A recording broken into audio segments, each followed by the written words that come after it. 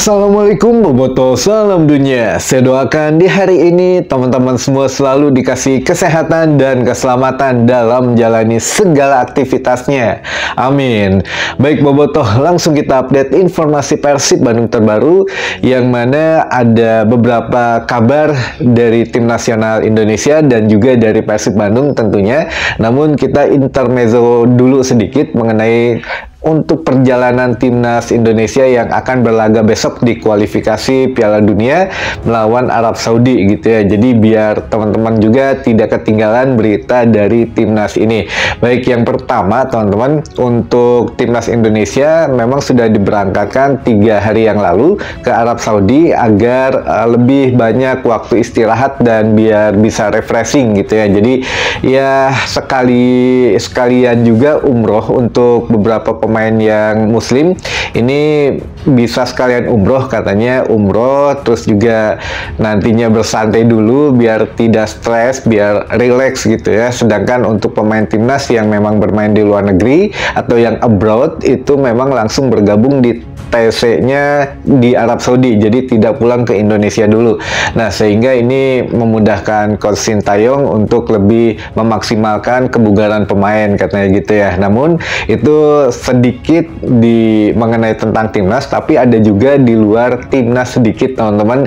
Ini mengenai yang sedang viral atau sedang banyak dibicarakan. Tiba-tiba kemarin katanya banyak staf dari PSS ini yang dipecat gitu ya dari pekerjaannya. Jadi lebih banyak dari media, dari divisi media dan teknik katanya. Nah, ini dengar-dengar untuk kabarnya kan tiba-tiba nih timnas mau main di kualifikasi Piala Dunia di FIFA Matchday ini kan tidak punya waktu lama, karena setelah melawan Arab Saudi tanggal 6 September besok, dan jangan lupa besok timnas Indonesia melawan timnas Arab Saudi, bermain di Arab Saudi jam 1 malam teman-teman. Untuk schedule-nya jam 1 malam, lalu besoknya harus kembali ke Indonesia karena akan menghadapi timnas Australia di Senayan di GBK itu pada tanggal 10. Jadi sangat ini banget ya, deket banget gitu. Jadi ya mudah-mudahan tidak capek gitu, mentalnya tetap terjaga, dan untuk fisik pemain juga bisa dikoordinasi sebaik mungkin lah. Itu sudah mungkin ada tim-tim khusus. Kalau STY kan memang banyak ya asisten pelatihnya, ada asisten A, B, C, D sampai Z mungkin. Jadi ya bisa setidaknya dihandle sebaik mungkin. Baik, lanjut ke balik ke tadi masalah pemecatan staf. Nah, ini menurut kabar yang beredar, untuk sejumlah 43 orang staf PSSI ini tiba-tiba dipecat, teman-teman. Nah, ada apakah di divisi media dan divisi teknik? Menurut kabarnya, jadi kalau staf-staf PSSI ini sering kali mengadakan ini, kita lihat dari dua sisi ya, sisi dari pegawai yang dipecat dan sisi dari exco PSSI nanti pandangannya. Kita mulai dari pegawai yang dipecat dulu. Jadi menurut pegawai ini atau karyawan PSSI yang dipecat, tiba-tiba tidak ada surat pemberitahuan, ya diberhentikan begitu saja. Dan menurut pegawai ini ya kita tidak pernah melakukan kesalahan apapun gitu ya. Sejauh ini ya melakukan apa yang diperintahkan, apa yang memang menjadi job desk-nya atau pekerjaannya dan lain sebagainya. Dan menurut exco PSSI ada sedikit kejanggalan karena jadi di divisi media dan teknik ini memang banyak sekali harus ditransformasi, karena jadi bukan hanya supporter, bukan hanya sepak bola Indonesia yang jika ingin maju harus ditransformasi, tapi dari dalam PSSI pun banyak katanya yang harus dirubah atau diganti. Nah, ini tim media dan teknik ini hampir semuanya diberhentikan karena ya satu, ada yang memanfaatkan dari sisi media ini yang masuk ke kantong pribadi katanya. Jadi tidak masuk ke pembiayaan atau ke pendanaan PSSI, tidak masuk rekening PSSI tapi masuk ke rekening pribadi, lebih sederhananya gitu. Jadi kalau memang apa saja, kalau media banyak teman-teman, ketika timnas latihan, ketika timnas bertanding, atau sisi lain dari timnas tiba-tiba melakukan wawancara dengan pemain timnas, kalau staf PSSI kan bisa saja bebas gitu ya, karena aksesnya juga sudah free. Nah inilah yang dimanfaatkan katanya oleh beberapa orang di tim media PSSI ini melakukan itu. Nah itu kan diupload entah itu di media sosial atau di media YouTube juga, atau media surat kabar lainnya, baik online maupun offline, itu mendapatkan materi yang masuk ke rekening pribadi teman-teman. Maksudnya rekening pribadi ini mungkin ya dibagi beberapa orang di staf PSSI saja, tapi tidak masuk ke rekening PSSI secara legal. Jadi masuknya secara ilegal dan itu tidak dilaporkan, katanya ada hal-hal yang begitu.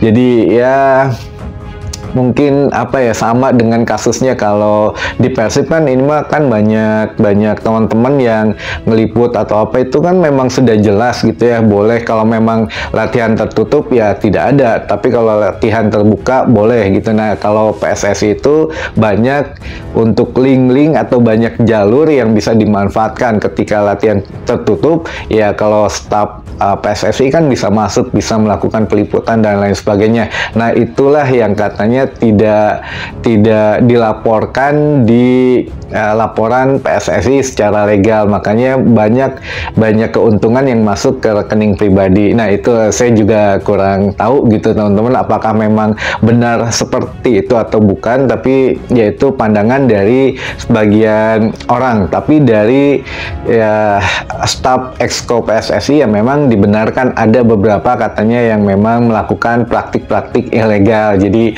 memanfaatkan situasi yang masuk ke rekening pribadi teman-teman. Jadi ya bisa dibilang lebih dari 50% beritanya benar gitu ya. Jadi memanfaatkan posisi untuk meraih keuntungan pribadi. Makanya 43 orang di divisi media dan divisi teknik itu diberhentikan secara sepihak gitu ya. Jadi ya tidak bisa ngapa-ngapain lagi karena itu sudah keputusan dari exco PSSI teman-teman.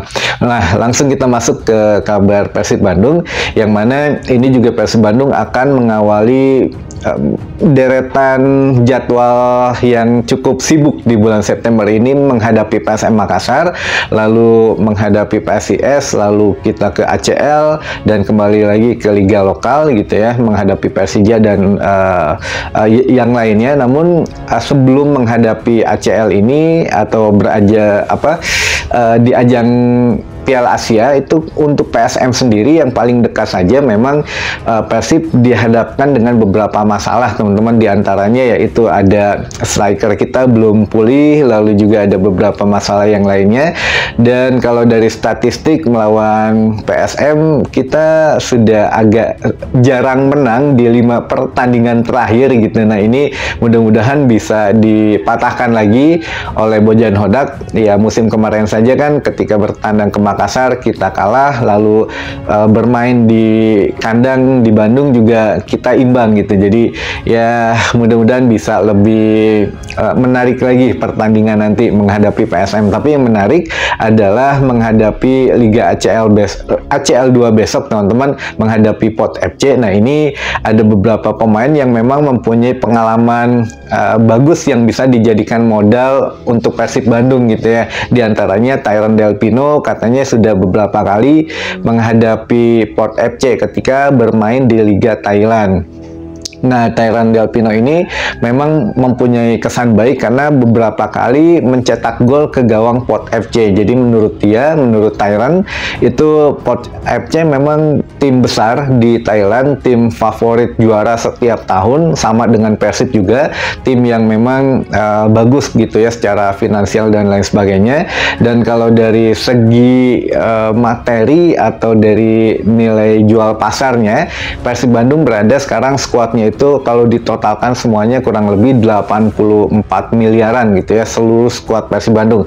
Nah, pot FC sendiri ini sekitar 120 miliaran, jadi memang lebih mentereng pot FC, dan pemain-pemainnya juga mempunyai sedikit catatan bagus lah untuk bermain di pot FC, tapi tidak serta-merta statistik dijadikan acuan gitu ketika bermain nanti di Bandung untuk leg pertama. Nah, Persib Bandung juga punya beberapa taktik baru katanya. Nah, ini yang akan kita segera saksikan, kemungkinan besok akan ditampilkan di game internal. Nah, ini juga nggak tahu game internal ini apakah akan bisa terbuka atau tertutup gitu. Namun waktu game internal terakhir kemarin itu terbuka, namun di tengah jalan ya tertutup gitu ya. Jadi media-media hanya boleh menyiarkan setengah babak. Nah, ini juga harus kita tunggulah besok bagaimana strategi dari Bojan Hodak ini.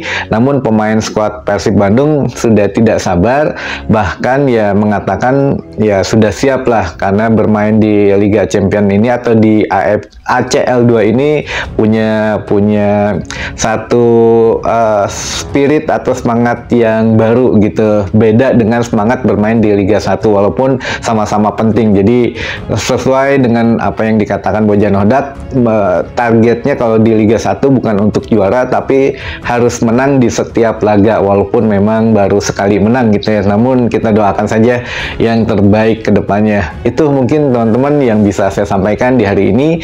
Mudah-mudahan menambah informasi dan wawasan teman-teman Boboto semua. Sampai ketemu lagi di informasi selanjutnya. Wassalamualaikum Boboto, salam dunia.